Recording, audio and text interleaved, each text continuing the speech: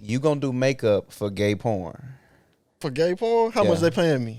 Look at him. He already said yes. He didn't say he had to watch the scene. He just doing the makeup. He might watch the scene. I don't know what scope business is. I ain't putting him out there. You know my business? Hey. Oh, that's crazy. Don't you technically have to wash it to make sure that their make makeup sure- is staying No, on? You might have to you come don't. in mid-stroke, The do a makeup little. person put on the makeup. No, you do have to do touch. They come in, When you I do gotta touch photo it up. shoots, Yeah, if yeah, my yeah. makeup like get messed up. Oh, like in the middle of it? Yeah, they gotta touch me up. Listen, they paying me a bunch of money. Fuck it.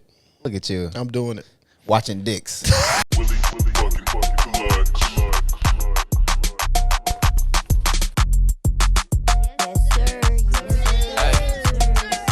You can keep me somewhere ballin' on my ex. I'm getting money, I ain't responding to your text. I can never let a bitch see me sweat. Fuck a little life, bitch, you know I'm blessed. And I'm still getting money, ain't no changing. When you block me, I take that as entertainment. When I turn up, I know that's gon' make you angry. In my bed, so I'm feeling kinda dangerous. I'm so glad I got my own. Still getting money with the team. What's up, what's up, what's up? This is the ChoppedByT podcast where we give you real, raw, authentic barbershop conversations. I'm your host, T. And to the very far right of me, we got my brother, my dear brother, the honorable, the incomparable, the late Roscoe Gudger. What up, what up, what up? And in the middle, man, we got the thinker, the blogger, the teacher, the business person. Kai. Hello. I'm doing pretty good. I'm feeling great, you know. Looking handsome, as always. you know. I can't complain at all. Listen, I want to get right into it, right? Something that we like to do, or we've been trying to do as of late, but we forget. Because some people we just don't fuck with. I'm going to be honest. Well, now we fuck with all our guests, don't we, D-Man? Dang. Now we fuck with all our guests, right? Okay, We do, don't we hear do. the mess like that. Now look. Sorry, y'all. I mean, it may have been one or two we don't fuck with. I'm gonna be honest. One or two. We got deep. Matter of fact, bro, we ain't never get caught no gunshots or no claps. We gave her the claps. I gave Nah, her we the gave her claps. the I got it clap. too. You want to give her a gunshot? Let's give her a gunshot for Jackson 10. I've been saying we he trying to say say that. you violent, Ooh, Kai. don't do He trying to say you that. violent. Hey, but listen, we got somebody on. I've known you now since 2011. We came in comments together. Yep. It's been a long time, and I've seen you progress. And what I was saying is something that we believe in on the ChoppedByT podcast is giving people their flowers. I've seen you progress. I was just bragging about you the other day. I said, Sco, I think she graduated in like 3 years, bro. So don't be intimidated. 3 years? From I college. did. Yeah. Wow, it took me 6. Sco, Took you 6? took me 6, brother. Damn, Listen, it you would've didn't took- have to say it like that either. I'm gonna be Listen, honest. I was about to Hey, say, it's it okay. would have took me It's 9 okay. if I went to MT. You know what I mean? It took you 6? Damn, nigga. You ran out of financial aid, didn't it? God damn. Listen, I seen worse at Lane, bro. I ain't gonna lie. Yeah, I done seen career niggas over here. You a career undergrad, nigga. Aw, man. You bugged the fuck out. But anyway, Super senior. right. It's all right. Something that Ain't we nothing wrong with it. like to do on the ChoppedByT podcast is give people their flowers. And I just want to say, I see you out here. I'm always watching you. You are the owner of Frequency Beauty, right? Frequency. I got a thick tongue, so it's hard for me to say a lot of shit like that. You the owner of Frequency Beauty. Yes. You was just telling us off camera that can you say it for me? Was it squad leader of? Yeah, so I'm the that's the squad squad leader. leader. Yeah, well, Oh, squad squad leader. leader, Okay. and I'm the director of operations for I Am the List, which is like an umbrella company for Cool Girls Create and the Shop Black City Tour and some other things. So yeah. Yeah, dope. A whole lot of man. dope shit going on. You got a whole lot of great stuff going on. We're Thank going to get into you. all of that as we go. And because I've known you, this has been a decade. Damn, you know. old as shit. Don't do that. Don't do it. Okay. I'm still okay. young. It's been like a decade now. And let me see. Listen, we ain't got no other way to do this, so I'm going to just have to do it myself. Hold on real quick. Oh, okay. Oh, Freak ass. Wait a minute. What's going on? What's going on? look, I was like, oh Lord, what's going on? He said he used to be a stripper back in the day. Hey. He done left the frame and everything. What's going on? Man, I thought that said fleshlight. I was like, hold on, what Hey, listen, are we doing? Look at D-Mo. look at D-Mo. You threw yours away. So you Demon ain't- time. for me. But anyway, because I've known you for a long time, and I think that you've been out here progressing. I've been watching you every step of the way. Now, I don't know stalker shit either. You know what I mean? But you're a teacher, and I got this for you. You can go ahead and open it up if you want to. What? That's from the ChoppedByT podcast. Oh, y'all so. Yeah, merch take too long to come, so Look, y'all, I'm gonna rip this box down there. yeah, we got that for you. And if it's a fleshlight, just let it be a fleshlight. Oh, look at y'all.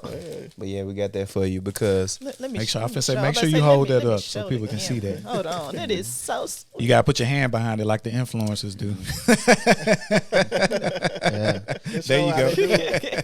Thank you. This Definitely. is so sweet. that's from us. Because a lot of the time, teachers don't get the recognition that they deserve. They don't. Y'all don't get. I feel like teachers should make six figures. They should get Hey. ultimate. Bro, they so benefits. undervalued, bro. Yeah, That's crazy. yeah. I'm not teaching next year. You're not teaching? No, I Fuck gotta- them kids. Nah, I'm still gonna be working with the kids, but I got a promotion, so now I'm gonna be coaching teachers. That's dope. Out in the Nashville area. So at my school, I'll be Gotcha. an instructional coach over the English department, and Okay. basically making sure we have good teachers in front of our kids, especially our Black kids now. So helping develop better teachers. Absolutely. So I'm excited absolutely. to progress into the next part of my career. And it's a public school, right? Yeah, I work for a Teacher. charter school though. A charter school. Mhm. Yeah. I do. Well, listen, I want to get right into it. Could you tell us a little bit about yourself? I know I already said a lot. You're from Jackson and everything, but anything from, early on that you want to tell the people about or whatever that you feel like worth mentioning? No? I mean, you covered it. I'm Kai. You know. You was Out also, here. it's a different dynamic as well because you grew up in Jackson, but you Yeah. went to a private school, right? So I was in public school up until middle school. And then I got offered a scholarship and went to USJ, University School of Jackson. And then after middle school, I went to Madison. So that was a different route, I guess, than a lot of people who live in Jackson. But ultimately, it had its pros and cons. Yeah. It had its pros and cons, there are some things that I wish I could have done differently back then, but then also there are some things that it really helped prepare me. So, USJ and Madison, ain't a lot of us. Yeah. So that played a big part in learning to navigate a lot of challenges, especially as like a person of color. Well, a Black person. I don't really like the person of color thing, but as a Black person, and especially a Black young girl, so that was a challenge, but it's cool. We here now. Yeah. I used to look down upon private school kids. I don't know why. I used to do that, though. I know. I wasn't even taught that. I used to just do it. I don't know why. I guess I was jealous. Yeah. That's what for me, that's what it was. Jealous. It's funny because that was a big part of things, like for me growing up, and people always thought, "Oh, you stuck up," or "You think you better," and I'm that's how I like, used to think. little do y'all know, I came from the same type of neighborhoods and stuff Right. that y'all did. And honestly, we didn't have money either. It was just I got the scholarships, and my mama was like, "I want this to be an opportunity for you," so she took advantage of it. But Smart. yeah, it was just one of those things where it comes with a lot of preconceived notions that people think about you. And I don't really blame people for that because, especially if you know like how our communities are and things, it looks a certain way. Yeah. But it did make me feel a certain way because I'm like, man, I'm just like y'all. Like, I ain't no different than anybody else. So I guess I always wished I could have went because it was hard for me to learn in public school because there was so many other kids there, and I got distracted easily. So I feel like if I was in a class with like lesser people, I'd have retained more knowledge and retain more information. I will say it definitely helped as far as like the classroom part and education and things like that. But it's a whole nother side when you one of 3 Black people in the school. I'm already Old school. Like it seems like, oh, it's so great, but when you are the token Black kid, they want you to, it almost feels performative. They want you to, oh, you can dance. Let me see this dance move. Teach me this dance move. Or, oh, you athletic. Let's do this. And that's only the focus. And I'm like, little do y'all know, I'm not here on athletic scholarship. Right. You know, like it ain't got nothing to do with that. So it's a lot of microaggressions that you deal with. And at that age, I knew how I felt, but I didn't recognize it as microaggressions. When you got older, you was like, damn. But looking back at it, I'm like, these folks was playing in my face. Like, y'all really was playing. And you know, it's different now, especially in today's age. You know, that's so much in our culture right now. Like the racial tension, the microaggressions, you know, diversity, inclusion, all that kind of stuff. And so you can really look at it from a different lens. And it's just like, oh, this has been going on. Yeah, it's been an experience for me. So, but I can tell it helped a lot because even when, if you remember, we took that one biology class together our freshman year with that guy. What was his name? You buy that? That was his favorite saying. I don't know. He's like, but we took that class, and I can remember, like, you know, even with the curve, me and like John Morgan making like 16s on the test and stuff like that. Yeah, bro, it was crazy. No, that class was hard. It was hard. It was hard. But you know, even with that, I could just tell that y'all was so much, you know. Well, you specifically was so much more advanced in those regards than us. We just weren't prepared at all, you know. So I think it had its perks too, you know. It did. I would also say, I would argue in my case, my mom had a lot to do with that. Gotcha. So I come from a family of educators. So my grandma was a teacher. A lot of people, if you're from Jackson, you went to Tigard or North Parkway, they all know who my grandma is. And then my mom did college level education too. Gotcha. So from a very young age, my mom was working on academic stuff with me. So I think it's more so about like the approach that you have and, you know, how much I honestly don't know how my mom did it because she was a single parent of 3, but she was very intent on making sure we had certain things starting in the house first. And then it just kind of like, it was, you know, I could build upon it with the education from like the private school and stuff. So, I give them some credit because like technical stuff as far as how like school works, I feel like, and I feel like I can say this because I'm a teacher, school is really more so about learning the game. Yeah, absolutely. Anybody can look good on paper. Anybody can look like they know what they're doing. But if you know the system and you know how to like navigate the system, you can be successful. And I teach my kids, like, of course, academics are important, but do you know how to navigate this system, this game that we have to play?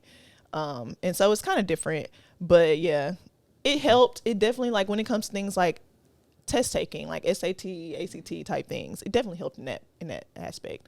But some of the things that I wish were different, a lot of the cultural aspects, you know, I have Black family, so of course that, but like being surrounded by it with like my friends and things like that, those were experiences that I missed out on that I really wasn't able to cultivate until I got to college the way I wanted to.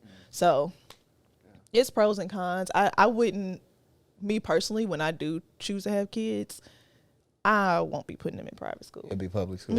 I said this, me and Roscoe was talking about that the other day. Or a charter school, or something that I really want to see more Black people do is like homeschooling. Yeah. I do. And like, I think there's a misconception with homeschooling that your kids won't have the social aspect, but you can do like homeschool co-ops where multiple families are homeschooling their kids, but they like do it together and things like that. And then there are still opportunities for sports and stuff now. So especially I think like AAU and stuff like that too. Yeah. But there are even like, there are ways around it to where you can have your kids play in leagues against public schools and stuff. But a lot of people don't know that because the research I didn't even know that. Yeah, the research is not as prevalent as people, you know, would want it to be. So it's a lot of things to explore. You talked about something. Go ahead, Demo. I was just gonna say, why do you think people don't have access to that knowledge, like about knowing about homeschooling and different stuff like that, or even the negative perception? Where do you think that comes from? So I mean, ultimately, everything ties back to like systematic racism. Yeah. And systemic racism. So and that's two different things. But ultimately, like if you look at how things were hidden from us or things were, you know, we were oppressed in a way, and it's not an excuse because I think we're at a point now where we can do the research ourselves, but ultimately like that knowledge we didn't have those opportunities. Private school wasn't an opportunity. We were given a certain level of education. That's what we had to go with. And so, and even as a teacher, I go back and forth because I'm not the type of teacher that feels like college is the only way. I definitely don't believe in that. And I think it's really important, especially since I work with Black kids, to understand what your options are. But that's just a knowledge that wasn't shared with us. We just weren't given those opportunities. And then especially like, we all have seen those kids that were homeschooled when we were young and they a little socially awkward. So, so everybody was looking at them like, why you running around like that? Like, what you got going on? But it's really, ultimately, I just think at this time, there's a more innovative way to do it that could actually be way more beneficial and actually teach us how to not only excel academically, but like to teach kids how to know themselves as people and how to operate in society and how to build on their community and support one another. And that's a component that I think we're missing, especially Black people. That's, to me, that's most important because we create and set the standard for everything in this world, but we get the short end of everything in this world. And I think the main thing is we have to stop seeking validation from this world and focus on ourselves, and cultivate community and culture within ourselves. And that's not being instilled in a school system that wasn't created for us. So hopefully with Black teachers like me and there are allies too that are good, but to be able to teach those things while we're in the public system. But ultimately, I think there are other options that parents can explore. So, you spoke about your mother earlier, that she was a big influence in regards to just education and everything like that. She's also a businesswoman, right? Yes, she is. Yeah. And what is it exactly that she does? Yeah, so my mom has Mary Alice Cakes, which is one of the first, I think it is the first Black-owned cake mix company. Dope. So if you see like Duncan Hines or Pillsbury Cake Mix, now we have Mary Alice Cakes. And Mary Alice is named after my great aunt, who I had the pleasure of growing up with. She was known in Jackson for her baking. Yeah. And so my mom used to own a bakery, and all of our recipes were passed down, a lot of them from my Aunt Mary Alice. But now she is getting ready you'll be able to buy her cake mix on Target's website. Yeah, I seen that. Yeah. I did a little snooping. Yeah. She'll be on Target's website. It's in stores now already, right? So no, she sells it. She's pretty much one woman show. Like she's got a manufacturer and everything. But now it'll be Target, and now she's got some other vendors who are looking into picking her up. So if you can, could you give Demo the information of where people can get it from now if they want to just buy, so we can just add it in? Yeah, it's MaryAliceCakes.com, and so you can order it, have it shipped right to you, and of course I'm biased, but I also am the type of person, if it ain't good, I ain't gonna tell you about it. Yeah. It literally tastes like homemade cake. Yeah. So you can trick people, make you some, take it to work. Read my mind. Yeah. they'll think you did it from scratch. They really will. People have been saying that since they've been trying it. We haven't had any bad reviews, so it's been pretty good. The homemade cake, it hit different. It does. Look at you. Yeah, my grandma used to make homemade cake. Yeah. And so she's getting ready. Go? I do. Can't you tell? Look at me. Me too, bro. I like cakes. I'm a cake guy. What type of cakes you like? This ain't sexual, brother. I don't know what you're trying to do over there. I don't know what you're doing. Yeah, bro, I just asked you what type of cakes you like, bro. Crazy. Y'all real freaked out. I was waiting on it. I knew it was coming. It only took y'all 17 minutes. Welcome to the party. But listen, I want to say this because the reason I even brought your mother up, because is that where you get your business sense from? Definitely. Okay. Absolutely. Like my whole family. It's so funny because, and like, it kind of goes with what I said earlier. Like college is not the only way, because I come from a family of college educated people. My mom actually has like 3 degrees. She uses none of them. And it just shows that whatever you're passionate about, you can truly take what you're passionate about and turn it into something that can be your livelihood. Right. You don't have to do what everybody else expects you to do to be successful. And so like my aunt, same with her. She was doing things for years, and now she's like one of the top real estate people in Atlanta. And she just like, we're not afraid to do career changes, and we're not afraid to try what we think is going to work for us. And so that's just pretty much like, especially the women in my family, that's the mindset that they all have. So it was kind of, you know, for me, it's always been encouraged. If this is how you feel, that's what you need to do. Have you ever did like Ancestry.com or anything? I have. What's your background? Oh, a lot of it was like West Africa. West African. Yeah, which, you know, can be expected. There was some Native American. There was like 2% white. Always. Fuck. All right, listen. And then, I mean, there was a little bit of everything in there, but the highest percentage is like West African. Yeah. That's why I just I'm curious about like where does that come from? Do you know like your lineage past like your great? Did you say great aunt? Do you know anything past that? Yeah. So I mainly know like my mom's side, because my dad wasn't in my life. So like most of the tracing that I have, my mom's side has done a really good job of like keeping track of things. And it's really funny because, you know, I think there's something a lot of Black people love to say like, you know, I'm part Indian. You know, we love to say that. But I think there's something important to really look into that, because I think a lot of people also don't know that there are Black people that were native to America. Right. And so that comes from something. Like we're not really just saying that. If you actually were to do your lineage, somewhere down the line it really is. And so I know like I don't know how many greats it is, but like my great grandmother, she was full Native American. And that's on my grandfather's side. But you know, I'm really what I've been doing lately is trying to piece my whole family tree together and trace it back as far as I can. And you don't realize how big of a process that is. It is. I've tried. Failed. Yeah, it's a very tedious process, because you got to find like, you know, connect the dots. And especially us, a lot of our history has been erased. Yeah. We don't have that, you know, access to it. So it's a lot of work. But yeah, and even in census, like because of like Jim Crow laws and stuff like that, when they counted census, a lot of time they didn't count us, or we just didn't get included.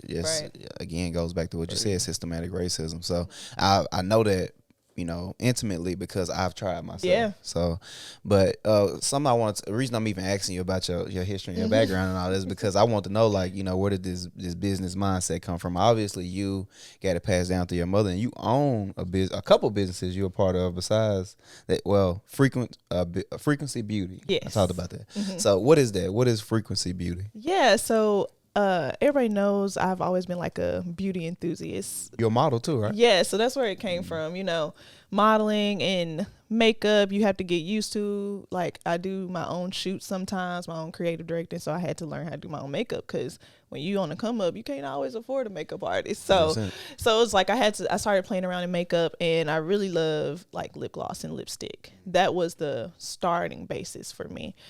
So I wanted to start my own brand, but for me, I have very sensitive skin.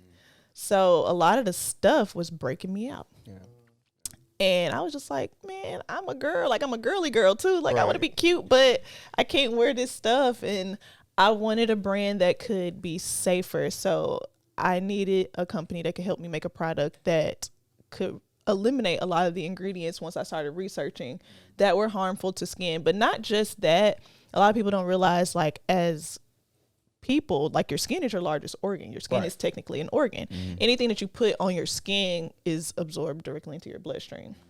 So things like sulfates and phthalates and all these chemicals that we put into our skin is actually not good. So the cool thing about my beauty line is those things are not included, and it's mineral based.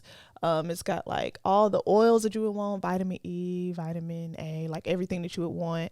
And it's just a safer option for you, that you can have like luxury beauty products without feeling like you're compromising your health. Yeah. And so that was the biggest thing for me, that anybody could use it, but it's still high quality. It's still luxury.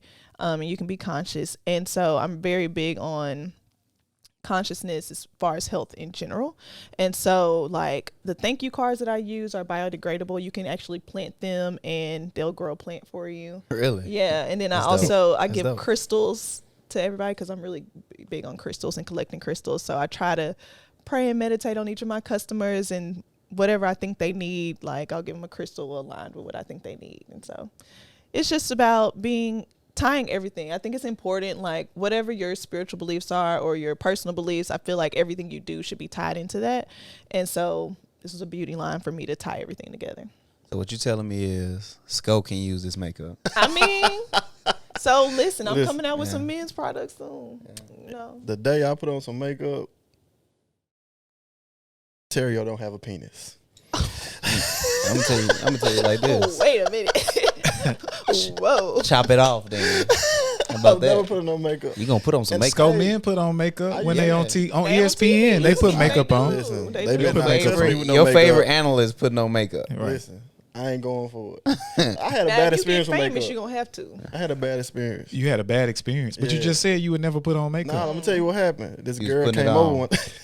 She caught you putting it on. Nah, He just continued to expose himself on his podcast. Please, I got to hear this story. Where this Listen, going? this girl came over one time, right? You know, she spent the night, and then the next day she left. I had like white sheets. And she got up. It was makeup everywhere. She didn't wash her face? Listen, Dirty women. dirty. That's what I'm talking just- about, Sco. You like them like that? Listen, it made me despise women that wear makeup for a long time. Dang. Despise? That's Yes, strong. that's strong. Yes. Because she didn't know. Maybe she didn't know that you're young. supposed Love to them wash the sheets. makeup off. Right. Them was his favorite sheets. I was young. I was Bad. like, you know how you be young and stupid. Yeah. You know what I'm saying? But she messed up my sheets. I was mad. So what would you say to a person like Sco who... What would We you need some say education. This to is a an person education like podcast. Sco who says, I like women better with no makeup? So, So I said that. I mean, basically just now. it was an implication. I mean, yeah, it's basically what he said, right? Am I Damn, tripping? Sco, he just twisted everything. Am I he said. tripping? Am I telling the I said I used to despise. Okay, women. used to You pass. speaking Yeah. past. Fix it up, Pass. Sco. Fix it I up. feel like it's current, but whatever. Okay, Yeah. all right. This man is You crazy. know, it's a choice though. I think makeup is used to enhance. I think everybody uses stuff to enhance themselves. Yeah.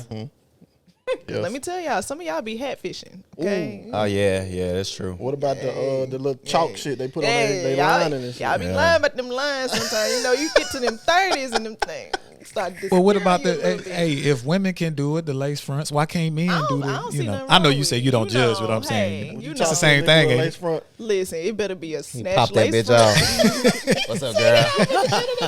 It better be snatching. You better not be in public embarrassing me. That thing better not come up. I feel like if I'm gonna wear a lace front, I can't say nothing if a man want to, but look, don't embarrass me.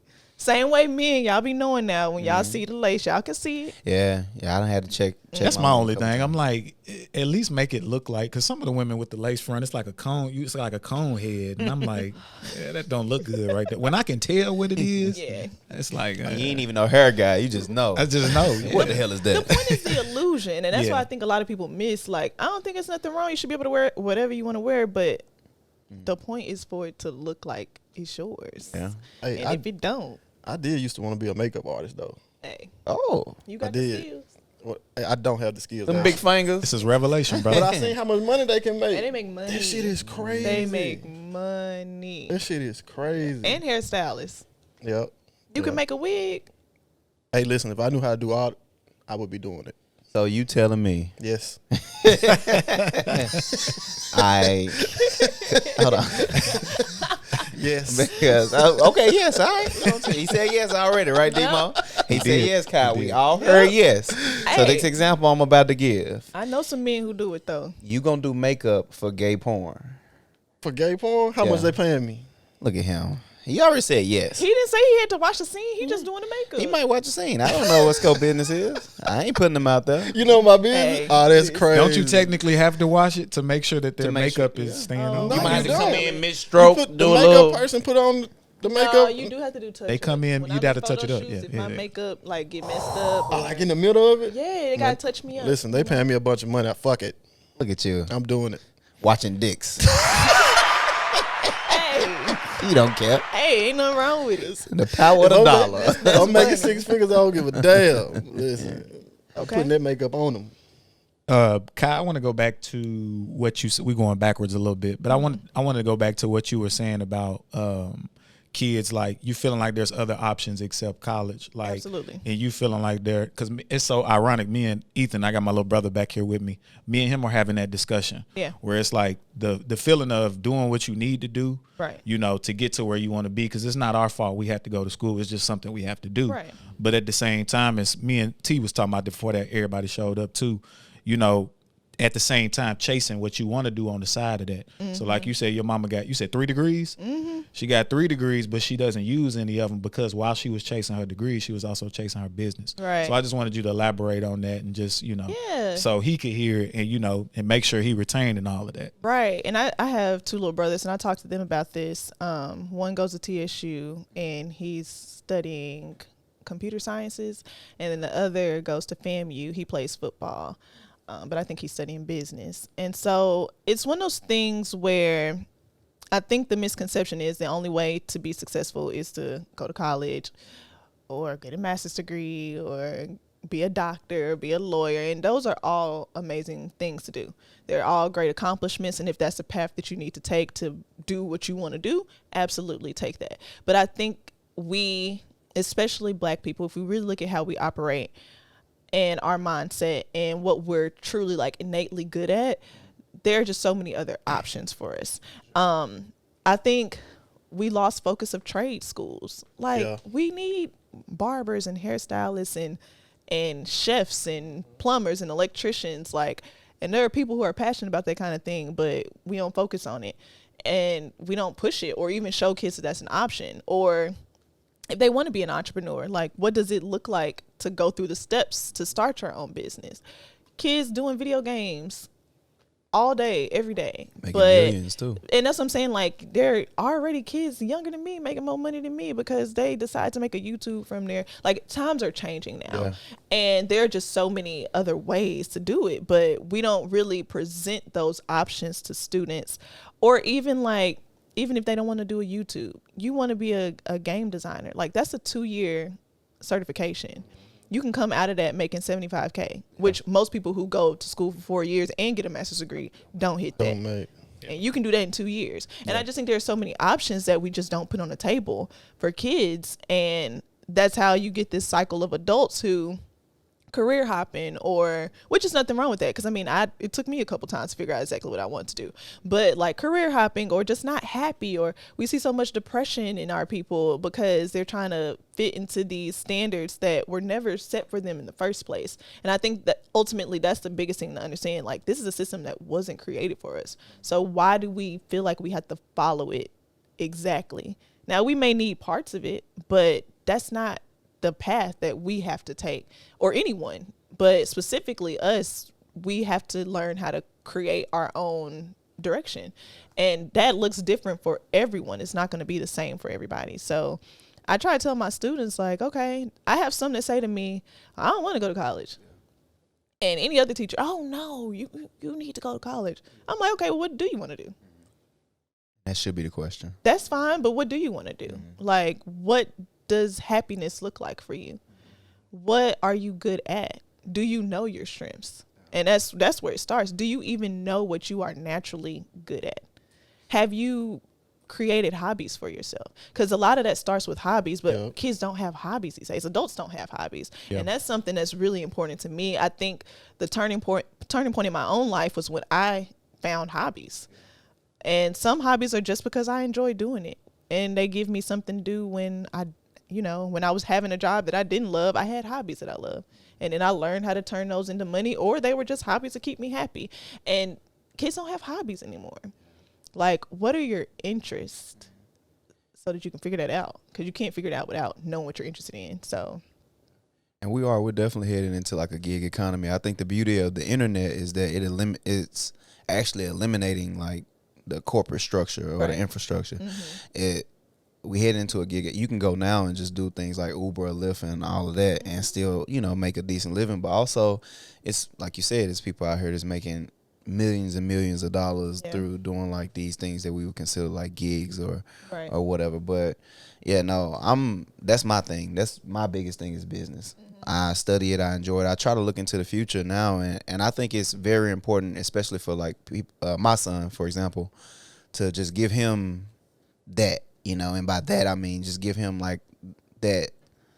I think Kanye got it, and he do it the best. That foresight to be able to look into the future and see like where is this heading? Right. Because the moment, and just being honest, just like every other industry, the moment Black people started to excel in the industry, it's a lot of things that got involved or put in place to make it hard on us. College used to be like not expensive at all. Right. But now you got these like these loan companies who essentially like they put like predatory loan companies that come in and just like prey on these young kids and create this debt for these kids, specifically Black kids. But when we started to get involved, that's when you see a lot of this start to happen. Like a huge curveball. Exactly. And I just wanted to give Maverick that foresight, and I can appreciate that you as a teacher, you know, you're doing that same thing to the kids, and now you can do it to teach teachers as well, you know, to do better about that. So that's great. I think another big part of that is the emotional side of it too. And especially in our culture, emotions can be taboo. Like, we don't want to explore what it looks like to acknowledge and accept our emotions. But that's a big part of finding out who you are. If you can't be emotionally mature enough to like say, this is how I'm feeling, then you can't figure out how to navigate. And if you can't figure out how to navigate, then you can't figure out how to be successful. And so, of course, you know, we all know how it is in our culture, especially for men. And like, I really focus on this with like my Black boys, being able to advocate for how you feel. It's important. And what is making you feel a certain way, or saying, I need help, or I don't understand. And not feeling like you're less than, because in that moment, that's what it is, because that's human. Yep. You're never going to always understand or have everything figured out. But a lot of kids, it's passed down. I mean, we as adults do that. And that's something I've had to unlearn. I had to learn how to advocate for myself and say, I feel this way, or no, or this is a boundary of mine. And not knowing how to do those things, it seems so simple, or it seems like we like to say, oh, I'll just do it myself, or, oh, it's not that big of a deal, or, oh, I'll just ghost them. But we see how that really works in our society. Absolutely. We see how broken that is. And so my goal is to break that cycle. That's pretty much the reason I went into teaching, because I want to break that cycle. I think we could do so much more. And that doesn't mean I've done everything perfect, but over time I've learned like things about myself. And the thing about it is, learning things about yourself ain't always fun. It's not always fun. You don't know it. When you really like get to that point of transparency with yourself, you're like, damn, not that great. It was me sometimes. Yeah. I did mess up. So you think that's something in schools that they should teach, emotional intelligence? Absolutely. I've been pushing for that heavily in my school, and we finally have those type of systems. Like, I have a really supportive school to where I can advocate for certain things, and it may not happen right away, but they're open and we work towards those things together. And we're putting those type of social emotional learning techniques into our, like, embedding them into our practice and making it a normal thing. So I used to not ask questions because I was scared, like I was gonna look dumb. Yeah. A lot of kids like that. And it hurt me in the long run, you know? Yeah. So that's why I encourage people to, you know, when kids ask them questions and stuff like this, I always say, like, it's no dumb question. Yeah. You know, especially with kids. You know, when you're an adult, sometimes people do ask dumb shit. Yeah. You know, especially when you're working and stuff, you see people, that's a dumb ass question. And it's not even dumb, it's just that they don't think before they speak. Right. You know, they just don't think before they speak, you know. Right. But even with kids, like in my classroom, I let the kids know I'm going to make mistakes as an adult. Right. And you are too. And this is the place where you should make them, because when you leave here, people are going to expect you not to make them. Exactly. So this is where it's okay. I'm not going to know everything. And when I'm very transparent with my kids. If I don't know, I tell them, I don't know this, but I'll figure it out and I'm going to get back to you. And that makes them comfortable enough to say, like, Miss Pruitt, I don't know. and we can work through it together. But then I think another part of it is, and this is taboo in our culture, allowing kids to question adults. Yeah. We don't allow that. Hell nah. You question an adult, you disrespectful off the rip. It's just disrespect. Even if you are genuinely you genuinely want to know the answer, you disrespectful. And that's something that I'm trying to break with my students too. If they question me on something, I check myself and check my emotions. And I think it boils down to ego. That's ego. We want power, right? So if they question me on something, well, why I got to do this? Well, as an adult, if my boss tell me to do something and I don't understand why they telling me to do it, I'm like, why you want me to do that? Yeah. So I think it's unfair of us to not expect kids to be the same way. So if a kid asks me that, I'm like, you know what? This is why I want you to do this. I need you to trust me to understand that as an authoritative figure, I'm not going to ask you to do anything that's not safe or not good for you. Right. But here's the rationale. If I want rationale as an adult, kids deserve that too. And Absolutely. So creating that culture, it can be tricky because I've had to work with some parents with that. Because they feel like, well, my teacher lets me question them, so they go home. So then they get in trouble at home. And I had to explain, I have to have really transparent relationships with my parents and explain the rationale. If you don't allow your children to question you, then they're going to go and become adults that question nothing. And now they're followers. Yeah. Robots. Get ran over. They're followers. That's real. That's real. They're so followers. People like that. And you have to allow them a safe place to grow. And if you're not doing it at home, then they're not going to do it when they get outside of your home. And so it's just one of those things where it's a lot of cultural things that we do that I understand come from oppression, and we literally live in a survival mode. And so that's why we do a lot of the things. But now that, I know better, I try to hold myself accountable and hold others accountable. So absolutely. I want to go back to the emotional intelligence thing. I was watching a podcast the other day, right, and it talked about they were talking about tough love, right? And it got me thinking, should love be tough? Is it a such thing as tough love, first of all? And if so, should love be tough? I think love should be accountable. I don't think it has to be tough. Accountability may feel uncomfortable, but I don't think it has to be tough. I think we have this misconception that we think we're holding people accountable, but really, it goes back to that ego thing. I'm in control, or I want to control this narrative, or it should go this way because I feel it should go this way. And that goes with any type of relationship, like platonic friendships, romantic relationships, business partnerships. It's a really thin line between control and accountability. Right. And so I think that's where the tough love comes from. I think a lot of the tactics that we use to teach our children things are actually, in a way, and this is going to sound really harsh, but abusive. Yeah, absolutely. Yeah. It sounds really harsh, but when you look at it, in retrospect, it's abuse. But that's because we've been in systems of abuse, and we don't always recognize things as that type of power struggle. But that's what it boils down to. And so there are ways, I am not easy on my students. They know when they come in my classroom, you in here to work.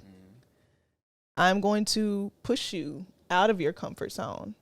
I am going to make you do things that you're not used to. But I do that because I would rather you fail here with me than get outside of this classroom and fail and it be used against you. Absolutely. So to me, tough love is really about preparation. Yeah. It's more preparation for what you're going to actually encounter. And if you don't handle the situation right, what tools can I give you to navigate better on your own? How can I help you learn how to do this on your own? And I think it's about providing the tools. Yeah. To me, tough love is providing the tools and going through, being a guide and holding a kid's hand as they fail, because they're going to fail. But how can I help you get back up from that failure? Yeah. So I think just me and Roscoe, we got a situation with one of our close friends that we've been dealing with. And it's been one of those situations where we've been providing tough love. And that is what made me think about it, because a lot of time I catch myself doing what, you know, people in the street or coming up as a young kid, because I didn't have my father either. So I did lean heavy on like those type of individuals, the OGs or whatever. So I find myself doing a lot of the stuff to him that they did to me. And I think like, man, like, am I being too hard? Is it abuse? Is it me going to, because I think, and I like the way you put it, because you said you kind of just opened my eyes to there's just accountability. Accountability sometimes can be uncomfortable and you can be stern. Yeah. But it's just, it's a boundary. It's levels to it. You can't overstep and it turn into that. So yeah, no, I can appreciate that. Yeah. And providing the tools for somebody, but also understanding that, like, I read this quote, you can experience people, but you can't control them. Absolutely. Right? So like, you can provide the tools, you can provide the knowledge, but you also have to be okay with the fact that they may not do it the way you said to do it. Yeah. And you have to be okay with that. Yeah. And you have to also, if it's somebody that you love, you have to be okay with the fact that they chose not to do what you said, but they might come back and be like, I need your help again. Right? What do you do then? Say, fuck them? And you know, that's probably what Skull do. Look. Not me though. I love everybody. I had to get better about that, because old me. I swear he lying. So is he lying? He the one. I'm the one. Maybe. The one. Say fuck a motherfucker quick. Yeah. Yeah, I'd be like, fuck them folks. For real though. And that used to be me. I used to be like, you know what? I told you what to do. That was on you. Sometimes you can only say so much. Yeah, and there's levels to it too, though, Kai. Because it depends on what the situation is. It definitely depends. Because sometimes them coming back is just disturbing your peace again, and you just be like, nah, I can't continue to take absolutely, because you have the right to create boundaries. Yeah. You absolutely have the right to create boundaries. So like for me, my learning curve was, what are my boundaries? You have to have a clear set of boundaries to know when a person is taking advantage of it. If you don't know your boundaries, you can't determine whether or not you're not giving grace, or, you know, you just being rude. You know, you can't really determine that. So I think it became easier for me when I was able to determine what my boundaries were. And then it's like, all right, you just don't want to listen. So I respectfully say, I love you.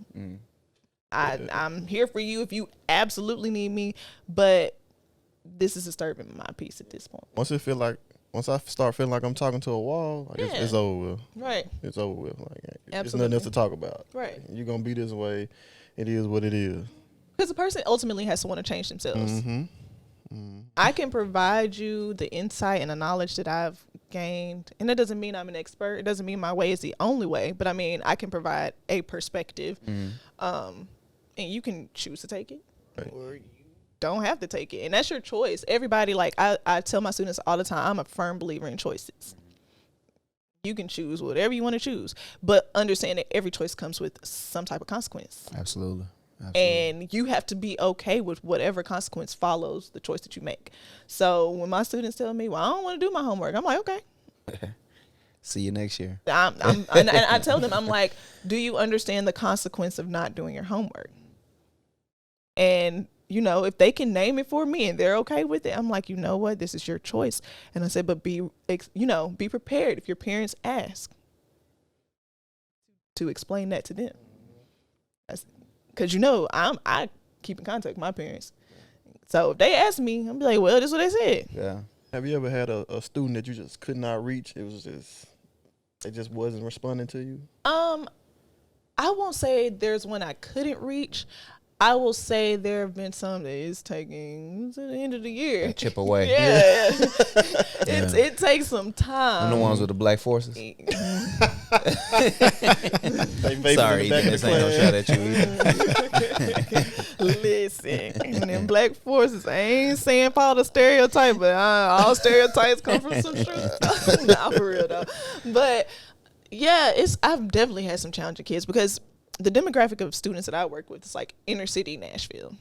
So I tell people where I work. I ain't gonna say it on here, but I tell people where I work, and whenever I say the name, the response every time, if they're from Nashville, they go, "Oh," or it'll be something condescending like, "Do you like that? Do you like working there?" That's Demo. That's Demo. Demo did that. It slipped out by accident when Curtis and them was on here. It was an accident. It's natural though, like she said. It's just natural. You like, oh, okay. Okay. And you know, that's part of the reason I continue to work there. because those are the kids who typically won't get their chance. Yeah. And ultimately, who's going to understand them better than somebody who looks like them and has been through similar things? Of it and in it. Yeah, you know, like I tell them all the time, and I'm very transparent with them about my upbringing, my experiences now, because I think that's where another thing we do, we hide so much as adults from kids. Mm-hmm. And then wonder why they don't know anything when they become adults. Yeah. That'd be so naive. Yeah, so naive. And I'm like, there are just certain things that we have to understand, especially in today's time. You may not want to talk about it, but if you don't talk about it, trust and believe they done found it out at school. Because Y'all would be there's sharks out here, and surprised. parents be making their kids food. Yeah. Like, for real. Yeah. Y'all would be surprised if I told y'all. And I teach, well, yeah, I'm not going to be teaching anymore, but I teach 6th grade. So you would be surprised what those 11 and 12-year-olds know. Yeah. It's the roughest. I used to sub 5th and 6th grade. That is the period, right? Like if you don't have a good bond and relationship with your kids at that age where they can be transparent with you, good luck, you know, trying to foster that after that. Because once they hit 8th grade, it ain't no coming back from that. I can believe it. ain't no Sco was smoking cigarettes at 11. Yeah, fucked up. That motherfucker, hey. You was out here doing it like that. I can believe it, so shit. Man. It was me. That's what I do. I project a lot of times. I was smoking cigarettes at 11. Menthol's Newports. Whatever. Marlboro. Marlboro, yeah, from my long uncle. Yeah, whatever I can steal from my uncle and shit. Shoot, ain't no You was smoking cigarettes for real? Yeah, hell yeah. Not like a chain smoke or nothing, but whenever I can get them motherfuckers, hell yeah. Like, I used to have I to know sit your in. lungs was hurting. I thought that was a good thing. I used to have to sit in class with this guy. I had worked for this company, and it was kind of like assistant living, but and they used to have me sit in class with him. When I tell you, it was like this was like 5th grade. Those kids were terrible. Like it was a white lady. She could not control their room. It was black kids. But I seen the black girl get up. The ladies were asking her to do something. She was like, "Bitch, I'm tired of this shit." That ain't funny. Nah, that's and funny. walked out. That's And definitely walked funny. out. I had an incident like that this year. You been called out of your name by kids? I've had a kid, but they hands on me. Like, yeah. Same. Yeah. The incident this year, it was me and another teacher, and the kid got into it with another kid. So at that point, he basically was like boxing out the other kid, a little kid, like trying to protect himself.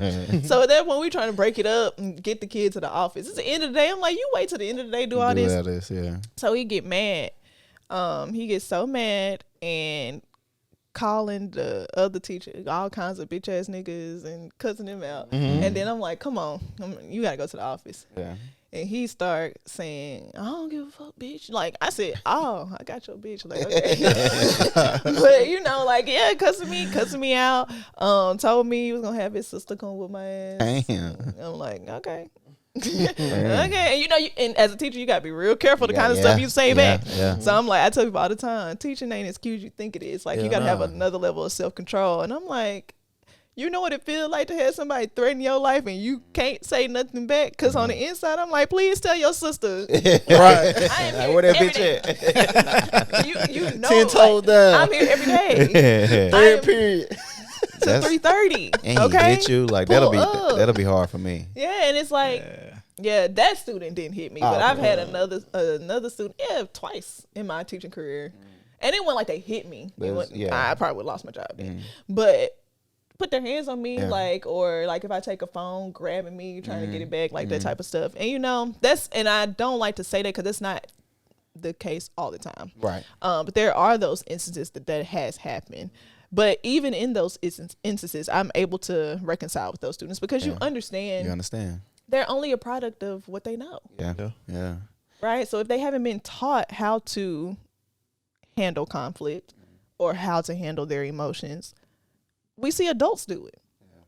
Right? So we don't explicitly teach kids those things. And then we expect them to know how to control their emotions. That's unreasonable. And I think that's the problem with teachers and even coaches, because I coach football. It's like you beat down the kid, but then you don't come back and explain why you did what you did. Right. So I'm sure y'all can relate. Ethan, what you doing, dog?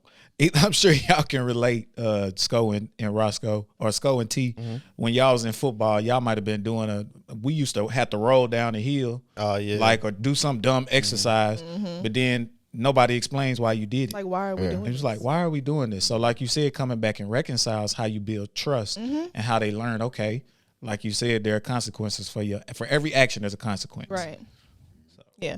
And like that goes back to what I said earlier, the rationale, right? Oh, I want you to write this essay on this topic. That seems simple, right? Your teacher told you do it. No. Why am I writing this essay? Right. Why am I even motivated to do this?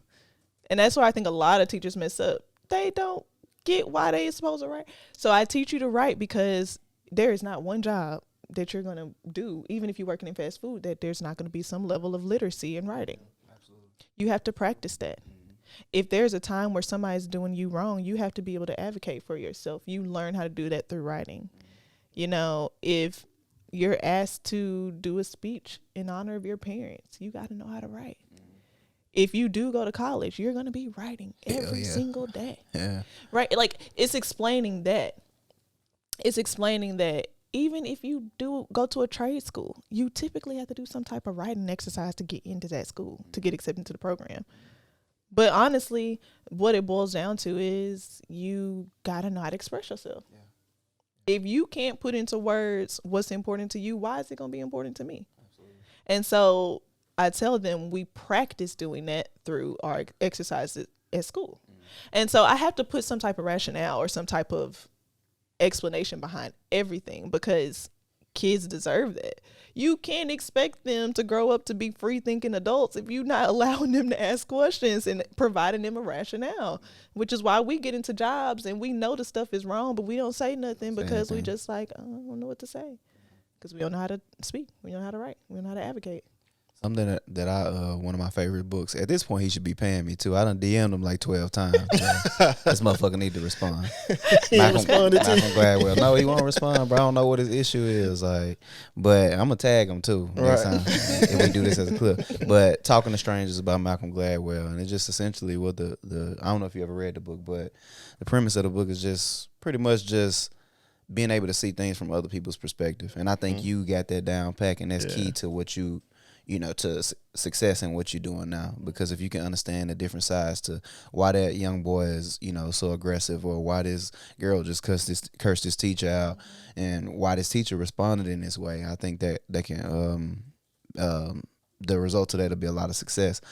But something that I do want to ask you, because we done talked about a lot of issues, and we also talk about, you know, how to solve those issues, is something that Sco talk about a lot, which is the remedy to all of this is love. Just love and being nice. Absolutely. I myself don't think it's just that simple a lot of the times. I think it takes a level of understanding too, and other elements to that.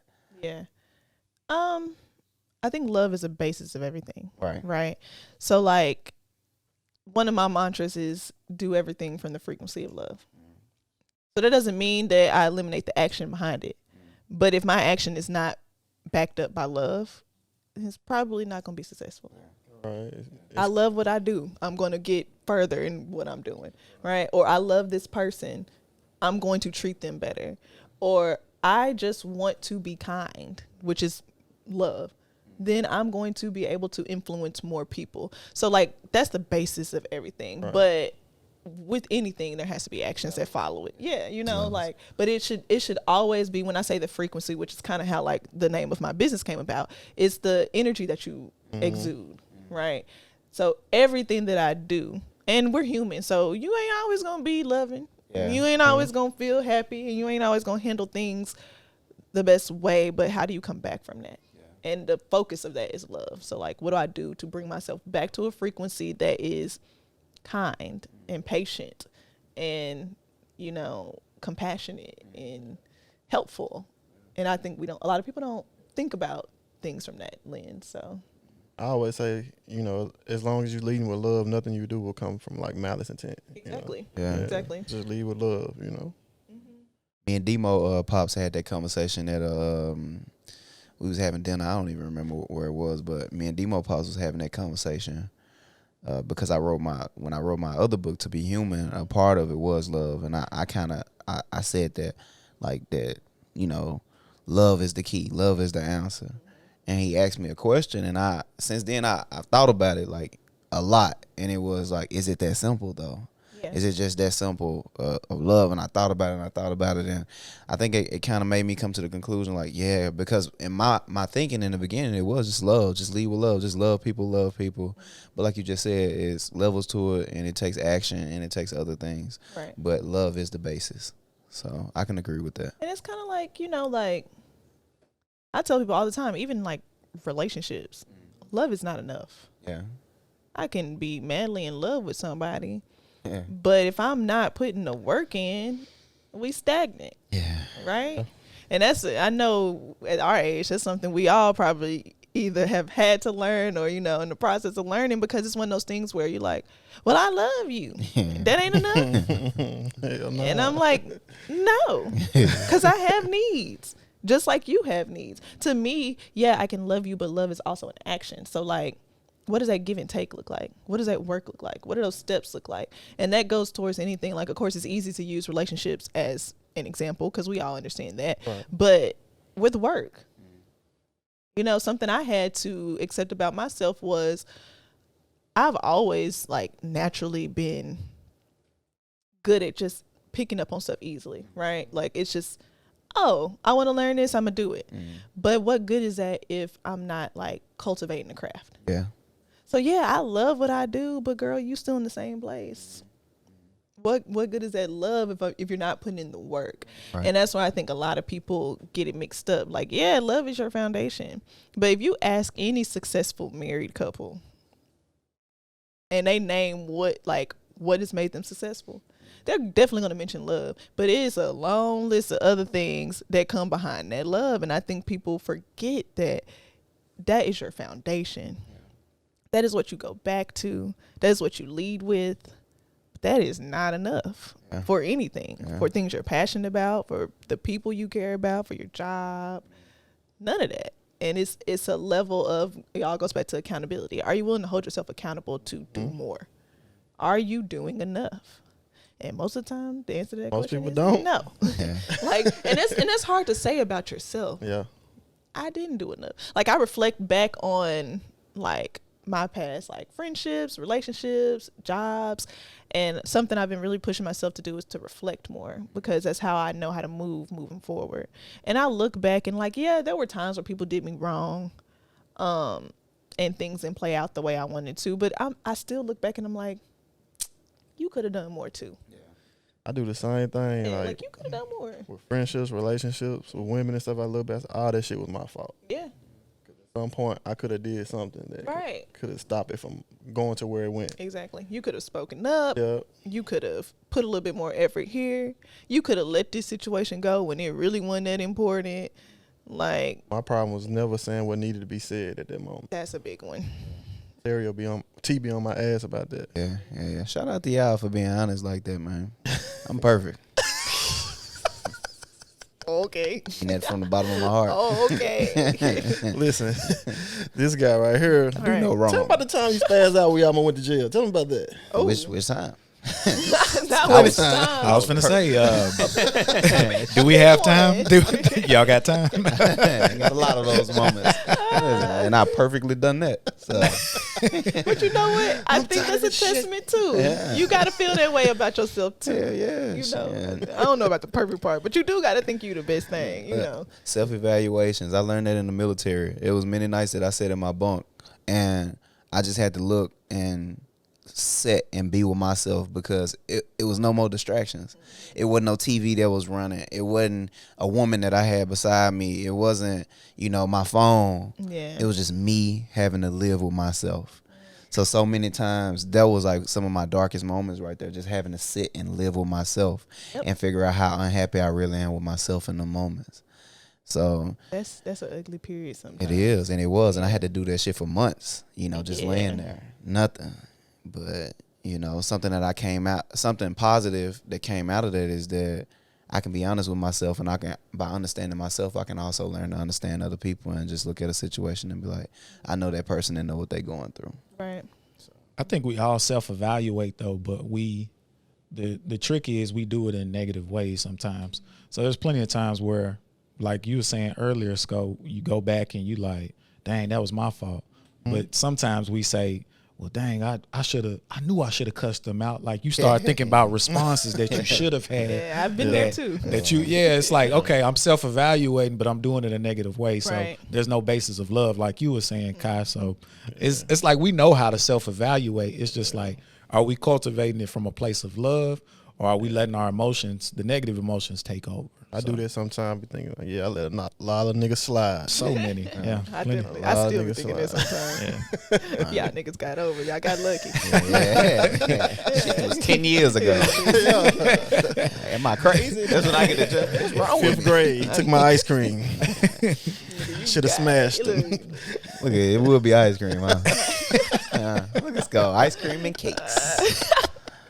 Yeah. But Don't also judge giving me, brother. yourself grace, though. Yeah. You know, Yeah. and that's another thing we don't know how to do is give ourselves grace. We beat ourselves up. Yeah. Oh, You don't. made the mistake. Yeah. Move on. Like, Yeah. You did the best you could in that moment, Terio. Nobody could have done that better. Nah, that's me. That's me. That's a coping mechanism sometimes, man, Yeah. because it's so I've been involved with so many people and had so many instances where it's like I just have to say sometimes, just for the sake of my sanity, you did the best you could in Best that you moment. could, bro. Because if I really, that's important, though, actually. That's really important, though. because if I really tap into like the moments and what I could have done in so many moments, because I unfortunately I've always been the leader in my circles and at different points, no matter what it is, or not even a leader, because leader, that's a bad word. Just the person who had to take accountability for the situation or who had to step up. You in the stepped up when situation. nobody else When was. nobody Yeah, else exactly. would. Yeah. I always had to be that person, and I'm telling you, life is one of the harshest teachers that it is. It's just relentless, like beat me up every step of the way. And you know, sometimes I just sit back and I have to think like, damn, I did the best I could in the moments.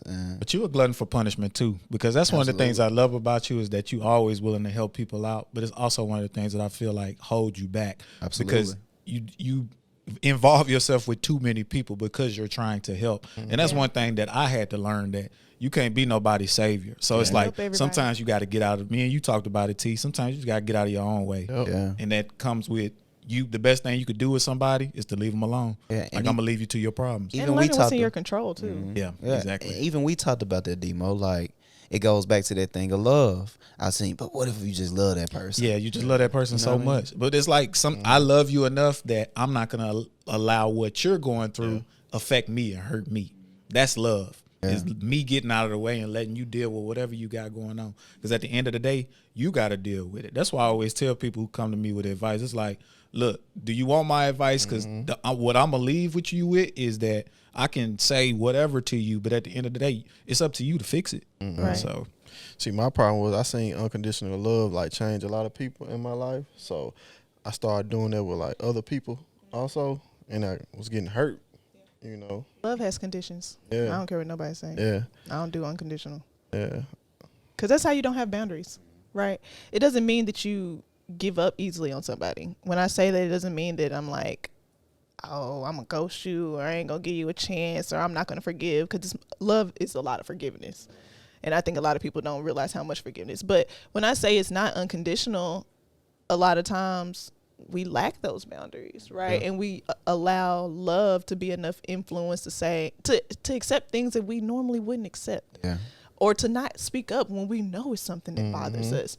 There are conditions to my love. You know, you have me if you respect me, if you are communicating with me effectively, if you are, you know, putting equal effort and reciprocating, if you are valuing me as a human being.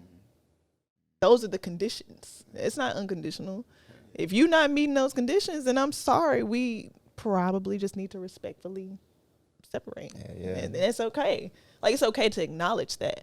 And I think a lot of times we feel like if we say that we're not being fair or we're not truly, you know, we have this thing in our culture where we feel like love is supposed to like be a ticket to suffering. Yeah, it's supposed to hurt. Love hurts. Yeah. And I don't believe in that. And I No. think that's part of the reason why, you know, up until this point, like I was single for so long, because I'm just like, I'm not willing to suffer for the sake of saying I got a nigga. Like it's not that important to me. Real talk. Like I mean, it's one of those things where I had to go through this period where I cultivated enough in myself. Like I found what I liked. I gave myself love. And that's what a lot of people don't do. They don't take that period to give themselves love. You have to know how to love yourself first, like before you can expect somebody else to love you the way you want to be loved. How can you even say, oh, I want XYZ if you don't even know how to give yourself that? Yeah. Some people can't stand to only deal with themselves though. But that's because I feel like a lot of it goes back to like that inner child, right? There's so many things that we dealt with as kids that we didn't recognize were traumatic. Like trauma is in our DNA as Black people, unfortunately. And there are a lot of things that we don't realize would be categorized as trauma. And so when I look at the bad habits that I've had over the year, I can literally pinpoint it back to something that's happened in my childhood. Right. And I think everybody can do that, right? Like me allowing myself to get walked over in relationships goes back to me being a perfectionist as a child and not advocating for myself when I saw people arguing because I was afraid to say something. Right? Like you can pinpoint every habit that you have back to something that you had as a kid. And so it's hard to acknowledge those dark parts of yourself. Because then you have to say, it is me. I do have flaws. And I'm broken. And those three things to say like hurt when you know you've had this facade of who you really thought you were for so long. But ultimately, like, the type of love that we all say that we want or we think that we can give, until you address those things within yourself. And that's kind of like been my journey maybe like the last few years. And it's caused me to like lose some people. Some things were my fault. Some things were, I don't really like to say fault, but there was energy from both parties that played roles in it. But ultimately, like, that was necessary for me to really unpack all of those things so that when I did decide to date again, I could be a healthier version of myself. Or when I did decide to build new friendships, like, I could be a true friend to people, and unlearning those like habits. Because those habits are, 21 days, you got a habit. And then if you've been doing that for 20 years and you trying to unlearn that, it's like hard to break.